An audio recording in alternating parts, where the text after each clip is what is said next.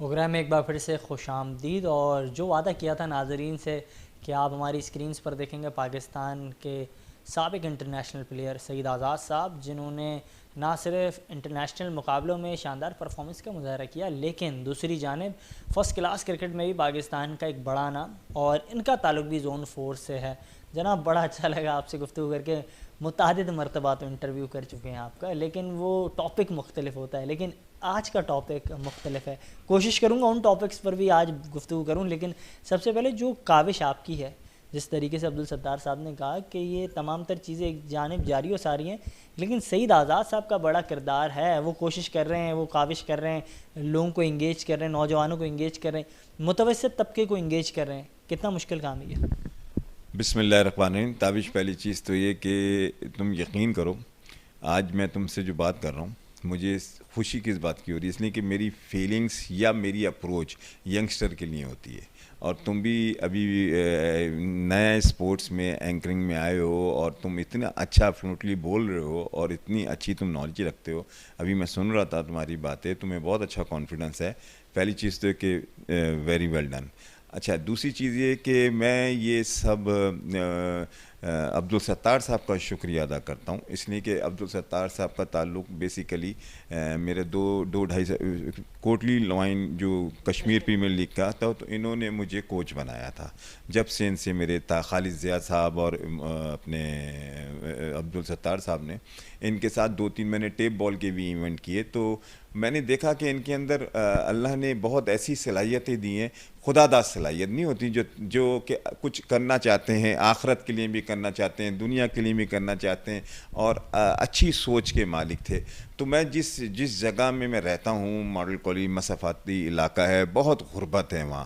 اور جس طرح سے میں دیکھ رہا تھا 5-6 سال سے، جب سے یہ کراچی کے حالات اس میں وہاں کی کرکٹ اتنی زمین پہ چلی گئی تھی اور اس قسم کا ماحول ہو گیا تھا تابش کہ میں تمہیں بتا نہیں سکتا. آنیسٹ بیماریاں الگ پھیل رہی ہیں، بچے غلط ایکٹیویٹی میں ذرا آ رہے ہیں، چھوٹی غریب فیملیاں ہیں. اب زیادہ تر وہاں کیا ہوتا ہے، میں نے خود اپنی دیکھا ہے بچوں کو، اتنا ٹیلنٹ بچہ ہوتا ہے، کھیلنے آتا ہے، چپل میں کھیل رہا ہوتا ہے، اور وہ جا کے وہ 2 گھنٹے کے لیے کسی دکان پہ بیٹھا ہوا ہے، سائیکل والے کی دکان. یہ بتائیے گا، کیونکہ جو ہمارے ذرائع بتا رہے تھے کہ ایک بچہ تھا جس کا جوتا پھٹا ہوا تھا اور آپ نے 4,000 روپے دیے، اور یہ اس بات میں صداقت ہے کہ ہمارے ذرائع تو یہ بتا رہے تھے، اب ذرائع جو ہیں وہ جھوٹ تو نہیں بولیں گے؟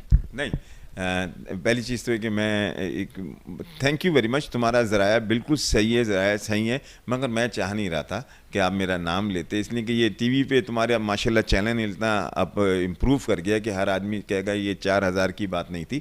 میں یہ ہوا بچے میں بہت ٹائم، یہ عمل تو 4,000 والا نہیں ہے، کافی شاندار. میں آپ کو بتاؤں یہ ہوا کہ ایک ابھی ہمارے یہاں انڈر-19 زون 4 شروع ہوا ہے، تو اس کی پریکٹس شروع ہوئی تھی. تو مجھے جو ٹریزڈار ہے زون 4 کا، نوشاد نے مجھ سے کہا کہ سعید بھائی صبح سے پریکٹس شروع ہو رہی ہے، آپ آ کے تھوڑے سی اسپیچ کر دیں یا بچوں کو کچھ سمجھا دیں. میں صبح پہنچ گیا جا کے، میں نے بچوں سے بات کر رہا تھا تو میری نظر ایک بچے پہ پڑی، اور یقین کریں یہ نہیں کہ اس کا جوتے کا یہ حال تھا کہ وہ، میں تو یہ کہہ رہا تھا یہ گھر سے یہاں تک کیسے آیا. اور یہ 90% ایسے ہیں، 90% ایسے بچے ہیں. اور پھر میں نے اس کو نوشاد کو میں نے کہا نوشاد اس کو آج ہی جوتا دلاؤ، اس نے کہ اس جوتے میں تو نہیں دیکھ سکتا یہ کل بھی پریکٹس کرنے آئے. تو بہرحال میں نے اس کی ہیلپ کی بچے کی. مگر آگے سن لیں، اب آگے ہم جو ٹیلنٹ ہینڈ لگا رہے ہیں، ٹیلنٹ ہینڈ کیمپ لگا رہے ہیں 6 مہینے کا، سیم PCB کے اسٹائل سے، اور یہ عبدالستار صاحب کے کہنے پہ. عبدالستار صاحب نے انڈر 12 ٹو انڈر 18 تک کیمپ لگا، انڈر ایج کیے، اس میں لگا رہے ہیں. اور اس میں ہم نے ہر فیسلٹیز، بچے کو ٹرائل بھی لیں گے اور اس کو رکھیں گے، اور اس میں بچہ آئے گا صرف اپنے گھر سے کپڑے پہن کے آئے گا. ایکوپمنٹ سب عبدالستار صاحب کی طرف سے، سب ایکوپمنٹ سب. اور میں جیسے PCB کرتا تمام تر چیزیں نہیں، PCB نہیں، PCB پیسے اچھے دے دیتا ہے مگر یہ فیسلٹیز نہیں دیتا کہ وہ بیٹ خرید کے دے رہا ہے، وہ تو باہر.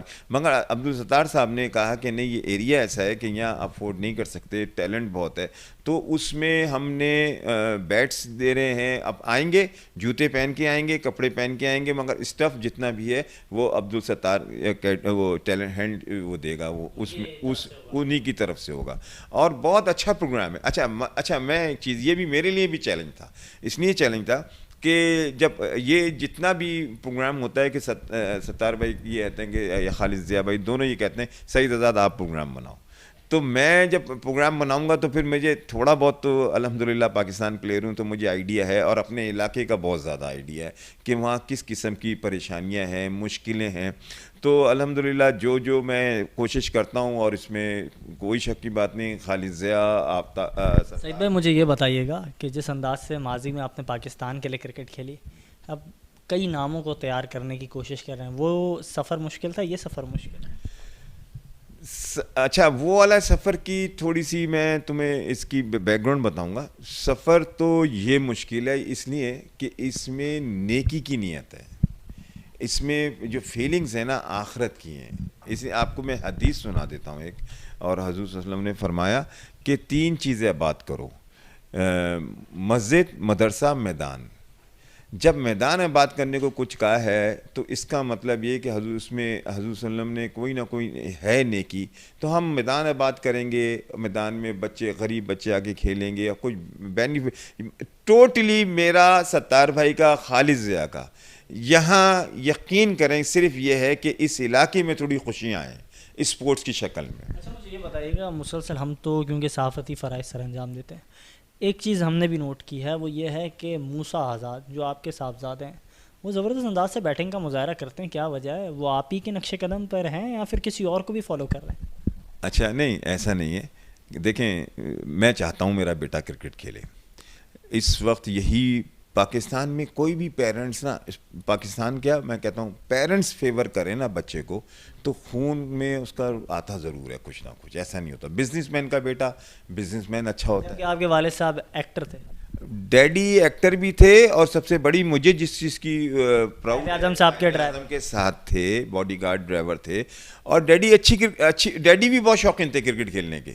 یہ ڈیڈی کا شوق آیا تھا، مگر اس زمانے میں اتنا پروفیشنل یہ کرکٹ گیم نہیں ہوا کرتا تھا کہ جس سے میں کو، میری پوری فیملی کرکٹ کھیلتی ہے، اور ابھی بھی آپ یہ اس کا مطلب میں یہ کہہ سکتا ہوں سعید آزاد صاحب حنیف آزاد صاحب سے متاثر ہو کر کرکٹ کھیلتے تھے، اور اب موسیٰ سعید آزاد صاحب سے متاثر ہو کر کرکٹ. بالکل ایسے ہی ہے، ایسے ہی ہے. میں اس چیز میں بہت خوش قسمت ہوں کہ میرا بیٹا نا مجھے واقعی پسند کرتا ہے. وہ کہتا ہے میں نے پاپا کی طرح بننا ہے. آپ نے بتایا موسیٰ کو متعدد ایسے ریکارڈز جو آپ نے بنائے وہ ابھی بھی جو ہیں حصہ نہیں ہے، نہ تو گوگل پہ ملتے ہیں نہ کہیں اور ملتے ہیں، لیکن وہ ریکارڈز ہیں جو آج بھی کرکٹ ماہرین کو بتائیں. دیکھیں، ایک تو آپ لوگوں کی ماشاءاللہ آپ بھی اس میں شامل ہو، آپ لوگ کی بھی بہت انفارمیشن ہے، نالج ہے. میں آپ کو بتاؤں، میں ابھی پچھلے دنوں ایک پروگرام میں ستار بھائی کے ساتھ ہی تھا، فائنل تھا، ستار بھائی اس میں چیف گیسٹ تھے. جس دن میچ ہو رہا تھا، جس دن ڈے تھا، اس دن جو تاریخ تھی مجھے پتہ بھی نہیں تھا، علی سلمان اینکرنگ کر رہا تھا. اس نے کہہ دیا کہ آج کے دن فلاں میچ میں، قائد اعظم ٹرافی کے میچ میں سعید آزاد نے اتنے رن کیے تھے، جو مجھے بھی نہیں پتا تھا. اب تو نالج ہمارے پاس کوئی چیز نہ ہو، آپ لوگ کے پاس زیادہ ہوتی ہے. آپ لوگ کرکٹ پہ اتنا فوکس کرتے ہو کہ آپ کو ہر چیز کا پتہ ہوتا ہے. مگر یہ ہے کہ میرے بھائیوں کو، بڑے بھائی کو شوق تھا، تو بڑے سب کو، تو میری جتنی کٹنگز ہیں نا انہوں نے سنبھال کے رکھی ہوئی ہیں. تو کبھی میرا بیٹا نکال کے بڑی شوق سے دیکھتا ہے جب. اچھا 171 رن کیے تھے آپ نے فرسٹ کلاس کرکٹ میں قائد اعظم ٹرافی میں 171 پی این ایس سی کے خلاف میں نے کیے تھے، اور بڑی یادگار اننگ تھی میری وہ، اور لاہور میں ایل سی اے پہ. تو یہ جتنی بھی ولز کپ کا فائنل میں نے 100 کیے تھے، جو ہم 92 میں ولز کپ سائیڈ میچ تھا سری لنکا کے خلاف، وہاں آپ نے رن کیے تھے. انگلینڈ کے خلاف سائیڈ میچ تھا، وہاں رن. میں آپ کو بتاتا ہوں میں کتنے سائیڈ میچ کھیلا ہوں، میں نے کتنے رن کیے. میں انگلینڈ کے خلاف کھیلا، میں نے 112 کیے. ویسٹ انڈیز کے خلاف کھیلا، میں نے 84 کیے. میں نے سری لنکا کے خلاف کھیلا، 79 کیے. یہ اس کے بعد پاکستان ٹیسٹ پلیئر نہیں کھیل سکا. اب میں آپ کو پھر اس کے بعد میں سری لنکا، آسٹریلیا کے ساتھ کراچی میں کپتان تھا، گورنر 11 کا کپتان تھا، جس میں عامر سہیل کھیل رہا تھا میرے انڈر میں، وقار کھیل رہا تھا میرے انڈر میں. اس میں پہلی اننگ میں نے 48 کیے تھے، اور جس میں اعظم خان نے 50 کچھ کیے تھے. 4 ڈے میچ تھا، اس کو ٹیسٹ میچ دے دیا اور ہمیں سائڈ کر دیا تھا. مگر یہ ہے کہ اعظم خان بھی اچھا پلیئر تھا. مگر یہ میری کنٹینیو میں جتنی بھی سائڈ میچز کھیلا. آپ کیونکہ یہ تمام تر چیزوں پر، تمام تر محرکات پر جو ناانصافیاں ہوئی ہیں ان پر بھی بات کرتے ہیں، کچھ ایسی چیزیں جن پر میں چاہتا ہوں کہ آپ رہنمائی کریں. بات کیجیے عمر اکمل کے حوالے سے. پی ایس ایل ہوا اس نے بہتر پرفارمنس کا مظاہرہ کیا، لیکن اس طریقے سے ان کے لیے دروازے نہیں کھولے جا رہے ہیں جس طریقے سے تاثرات سامنے آ رہے ہیں. بات کی جائے شرجیل خان ہیں، حیدرآباد سے تعلق ہے، خالد لطیف ہیں، وہ آپ ہی کے جو ہیں زون سے تعلق رکھتے ہیں. ایسے کئی متعدد کھلاڑی ہیں جو ٹیم کے ساتھ منسلک رہنا چاہتے ہیں، پرفارمنس ہے ان کی، لیکن وہ ٹیم کے ساتھ نہیں ہوتے. کیا کہیں گے؟ یہ آپ نے تینوں نام لیے، تینوں بہت کرکٹ کھیلے. آپ یہ نہیں کہتے پاکستان کی کرکٹ میں جتنی جلدی چینجنگ ہوگی نا، آپ کو اتنا ورلڈ کلاس پلیئر ملے گا. اگر ہندوستان میں صحیح صاحب رہنمائی کیجیے گا، ہندوستان کی پیچز کے لیے مڈل آرڈر کی ضرورت کیا سرفراز ہونی چاہیے یا پھر عمر اکمل ہونے چاہیے، کیا سمجھتے ہیں؟ دیکھیں سرفراز کی تو کلاس ہی الگ ہے. سرفراز کو تو ہر فارمیٹ میں ہونا چاہیے، مگر چلیں ٹھیک ہے ہمارے پر رضوان بھی بہت اچھا آ گیا، کوئی مسئلہ نہیں. مگر سرفراز کا اور عمر اکمل کا کمپیئر نہیں ہے. وہ پیور بیٹس مین ہے، یہ گڈ آل راؤنڈر ہے. اوپر سے سب سے بڑی چیز ہے کہ ذہین بھی بہت ہے، اور اس کی وہ بھی بہت کیپٹنسی بہت ہے. تو سرفراز کو تو ٹیم میں ان کو رکھنا چاہیے.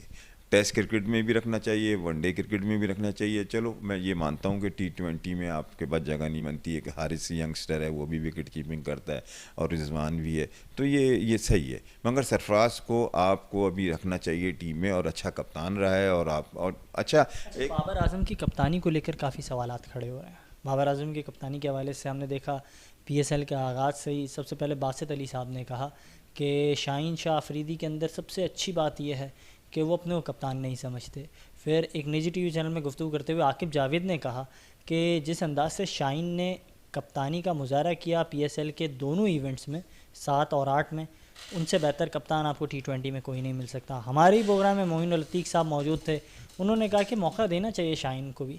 آپ کیا سمجھتے ہیں، شاہین کو موقع دینا چاہیے T20 میں؟ میں تو یہ سمجھتا ہوں کہ اب تو شاہین T20 تو اس نو ڈاؤٹ پلیئر بہت اچھا ہے، بالر بہت اچھا ہے، مگر اتنی جلدی پاکستان ٹیم کا بالر PSL کی پرفارمنس سے نہیں ہوتا. آپ نیشنل ٹورنامنٹ کرائیں جس کے 10 میچ ہوں، اس میں پتہ چلے جان کا کپتانی کا، اس میں پتہ چلے. یہ تو ایک ایونٹ ہے PSL کا، اور اس میں میں نہیں سمجھتا کہ آپ اس میں تو پرفارمنس دے کے کھلانا نہیں چاہیے پاکستان. اس میں تو پرفارمنس دے کے پاکستان کھلانا ہی نہیں چاہیے. یہ آپ کو پتہ ہے کہ اس میں 100% بندہ تھوڑی جان مارتا ہے. اس میں 100 تمام تر چیزوں کے دوران ہم نے یہ دیکھا کہ شاہد خان آفریدی کا بیان سامنے آیا، عبدالرزاق کا حالیہ بیان سامنے آیا. انہوں نے کہا کہ بابر اعظم پر اعتماد کریں، یقین رکھیں، یہ بہتر کپتان کے طور پر ثابت ہوں گے.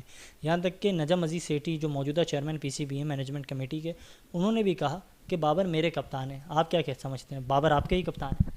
دیکھیں بابر اعظم نو ڈاؤٹ کہ great player, world class player ہے، اور اس کو کپتان ہونا چاہیے. دیکھیں اب میں اگر آپ مجھ سے پوچھیں گے کہ کپتان کیسا ہے، میں کوچ ہوں نا تو میں ایک پالیسی دیتا ہوں، اسی طرح کپتان کے اندر پالیسی ہوتی ہے. بابر اعظم جب سے پاکستان ٹیم میں آیا ہے ایک ہی چیز کا ایشو اٹھا ہے، بھائی یہ T20 میں اوپن کیوں کرتا ہے؟ ٹھیک ہے، مگر اس کی پالیسی ہے نا، وہ فائدہ مند ہے. اگر مجھ سے آپ پوچھیں سر آپ خوش ہیں بابر کی اوپننگ سے T20؟ اب تو خوش ہیں، اتنی پرفارمنس دے رہا ہے، ٹیم کو آپ کو کھڑا کیا ہے، اس سے زیادہ کیا اچھا ہوگا. میں خوش ہوں، مگر میری اس سے اختلاف اگر ہوتا ہے، اگر میں کہیں بیٹھتا ہوں تو مجھ سے لوگ پوچھتے ہیں کہ بابر اعظم، میں کہتا ہوں بابر اعظم کو 3 نمبر پہ آنا چاہیے. اوپن آپ نے دیکھے نا، اس کو آپ نے نیچے رکھا T20 میں فخر زمان کو، اس نے جہاں ون ڈے میں نیوزی لینڈ کے طرف مار کے اوپر دیا. لیکن ایک صحافی نے جب سوال بھی کیا پریس کانفرنس میں تو انہوں نے کہا بہتر انداز سے، وہی آپ والی بات کہ بہتر انداز سے وہ اتنی پرفارمنس دے چکے ہیں اب میری جگہ نہیں بنتی ہے. فخر بھی اس بات کو مان چکے ہیں.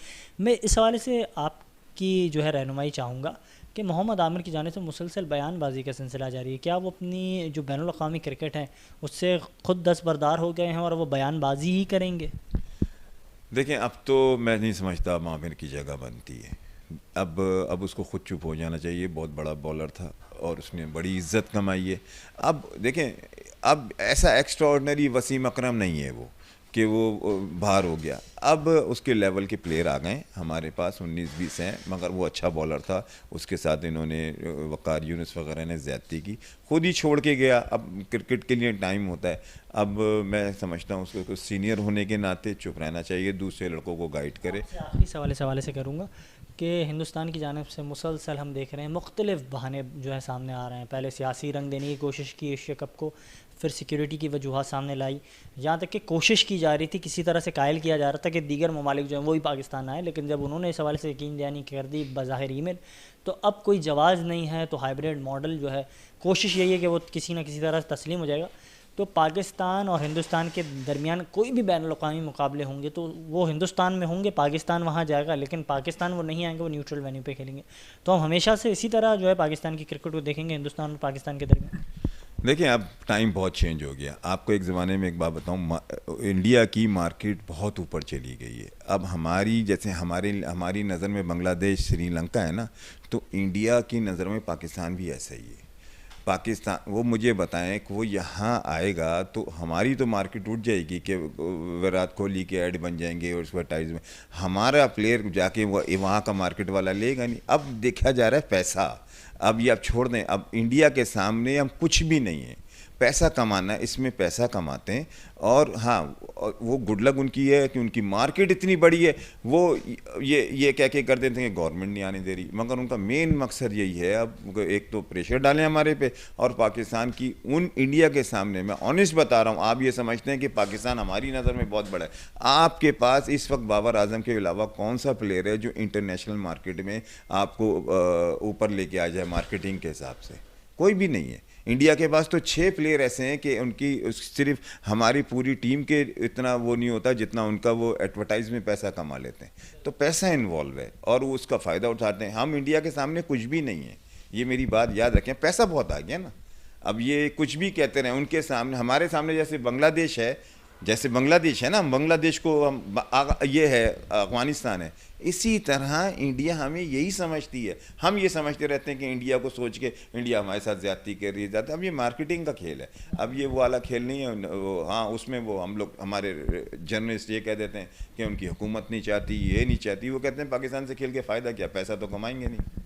بڑا اچھا لگا آپ سے گفتگو کر. اور اسی انداز سے سعید آزاد صاحب جو ہیں بالکل زبردست انداز سے گفتگو کرتے ہیں, اور یہ ناظرین کو کافی پسند آتی ہے, کیونکہ کوئی ایسی بات نہیں ہوتی ہے ہمارے انٹرویوز میں. جب کبھی سعید آزاد صاحب نے ہمیں ٹائم دیا ہے تو کوئی ڈھکی چھپی بات نہیں کرتے ہیں, اور دلیری کے ساتھ جو ہے کھل کر بات کرتے ہیں. آج کے پروگرام میں اتنا ہی اجازت دیجیے گا. اللہ حافظ.